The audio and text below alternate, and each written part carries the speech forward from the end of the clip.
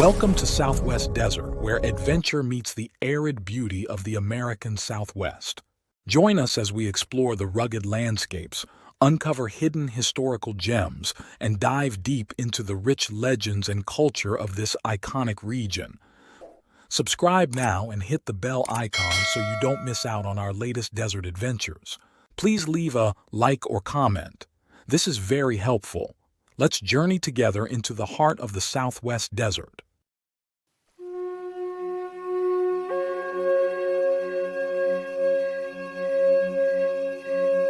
Welcome to Southwest Desert, where we uncover the fascinating stories of America's Southwest's forgotten riches and lost tales. I'm your host, and today we're diving into one of the most intriguing tales from the American West, the legend of the Blue Bucket Gold. It's a story that predates the California Gold Rush and features an unlikely group of pioneers who literally had gold in their hands, but didn't even know it. The year was 1845, 4 years before gold fever would grip the nation and send thousands rushing to California. But our story doesn't start in California. Instead, it begins with a group of ordinary farmers, their families, and their dream of claiming land in Oregon Territory. These weren't gold seekers or fortune hunters. They were simple folk looking to build a new life in the fertile valleys of the Pacific Northwest. Picture this: a wagon train slowly making its way across the vast American wilderness. These pioneers were using something we might find quaint today, a simple compass to guide them across an entire continent. Unlike many other wagon trains that would follow easier routes, this group had a particular philosophy. If a mountain stood in their way, they didn't go around it, they went over it. Their journey brought them to Gravelly Ford Crossing on the Humboldt River, in what's now Beowulway, Nevada. It was here that a fateful decision was made. The wagon train split into two groups, one continuing along the Humboldt River, while the other struck north toward the Black Rock Mountains. And it's this northern group that would unknowingly stumble upon one of the richest gold discoveries in American history. Thank you for joining your desert frontiersman Alan for another lost gold story. If you enjoy my channel and time, hit the super thanks heart icon on the bottom of the video and contribute. This is very helpful. Relax and enjoy. After leaving the Black Rock Mountains behind, the wagon train faced yet another challenging mountain range. The approach seemed manageable enough, a gradual slope that, while difficult, could be conquered with their wagons. From the summit, their wagon boss took in the stunning view, using the distinctive twin sister peaks as landmarks. But what lay ahead would test their ingenuity and courage. The western slope of this mountain was treacherously steep. Now, in those days, wagons used something called lock chains as brakes. Imagine heavy chains wrapped around the wheels to slow the wagon's descent. But here, those wouldn't be nearly enough. The pioneers had to get creative. They cut heavy timbers from the surrounding forest and chained them to their wagons, essentially creating primitive drag anchors to control their descent. While this elaborate process was underway, the group made camp near a spring in the canyon below, and this is where our story takes its most remarkable turn. As members of the party gathered firewood around their campsite, they started picking up curious pieces of metal. To their eyes, they looked like brass, just ordinary yellow rocks. Remember, these were farmers, not miners.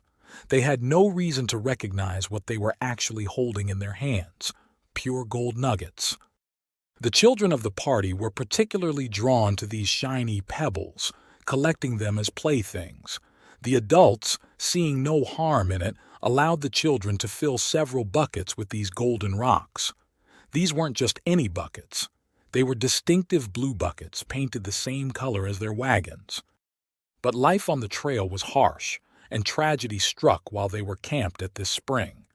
One of the women in the party fell ill and died. The group buried her near the spring, marking her final resting place with a pile of rocks, and, in a touching gesture, hung one of those blue buckets on a nearby branch as a marker. Unaware of the fortune they were carrying, the wagon train continued their journey. Those blue buckets, filled with what they thought were interesting but worthless rocks, swung beneath their wagons as they pressed on toward Oregon. But fate wasn't finished with them yet. When the party reached the Deschutes River, disaster struck again. The wagons capsized during the crossing. Those blue buckets? Lost to the rushing waters, their precious contents scattered in the riverbed. Only a few of the yellow rocks survived, the ones the children had kept as toys or carried in their pockets. The group eventually reached northwestern Oregon, where they settled into the hard work of building new lives on their homesteads. For several years, the strange yellow rocks were forgotten, just curious souvenirs of their difficult journey. But then, everything changed. Some of these settlers moved south to Sutter's Fort in California, arriving just as the gold rush was beginning. There, they saw something that must have stopped them in their tracks: the gold nuggets James Marshall had discovered in his mill race. These nuggets looked exactly like those brass rocks they'd found years before in eastern Oregon. Frantically, they contacted their friends back in Oregon, asking them to send some of those yellow stones they'd kept. When the samples arrived and were examined, the terrible truth was revealed. They had been literally playing with gold. Pure gold. The realization must have been staggering. News of this discovery spread like wildfire, and soon a party of 90 people was organized to retrace the wagon train's route and find this canyon of gold. But the American West was still a dangerous place. The expedition was ambushed by hostile Native Americans, and more than half of the party was killed. Only 2 men who knew the location survived to make it back to California, and tragically, both died shortly after from the hardships they'd endured. But before they died, these men shared their secret with a doctor, Drain of Eureka, California. They gave him detailed instructions on how to find the canyon. And here's where our story takes another fascinating turn. A Hudson Bay trapper walked into Dr. Drain's store one day. When shown some gold nuggets from the doctor's sluice boxes, the trapper casually mentioned that he knew a place where such stones were just lying around for the taking. He described a steep-walled canyon where he'd wintered his horses, claiming a person could load 2 horses with gold in half a day. Dr. Drain realized the trapper was describing the same location as the dying men had told him about. This was too much of a coincidence to ignore. He assembled a small party, himself, 2 trusted friends, and the trapper, and set out to find this elusive canyon. The trapper led them north, following the remnants of his old campfires. From Warner Hill, they could see their destination, 2 distinctive peaks about 120 miles to the northeast. The canyon they sought lay on the near side of the rightmost peak. The trapper's description was precise: a creek running full in spring but low in fall, a level lower end with good grass, and an upper end so narrow a horse could barely pass through. They found the canyon exactly as described, but nature had played a cruel trick. A recent cloudburst had transformed the landscape, filling the stream bed with brush, boulders, and sand. Despite their best efforts, they couldn't find a single trace of gold.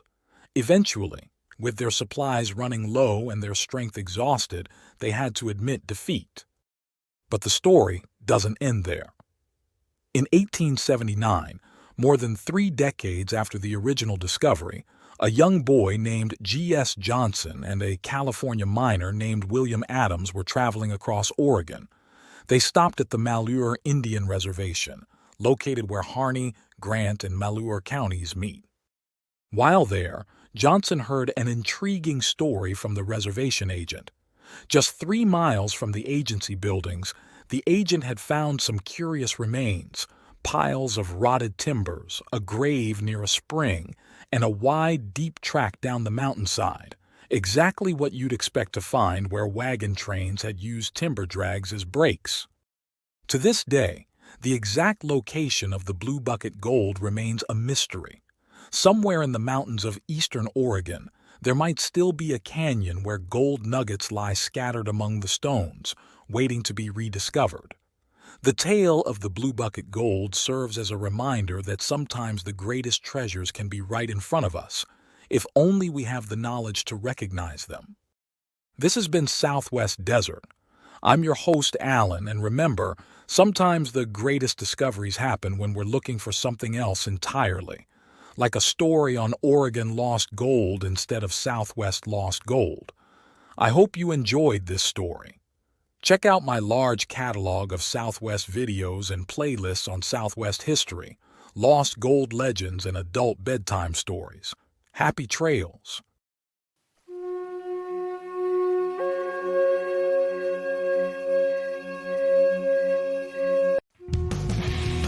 Thanks for watching.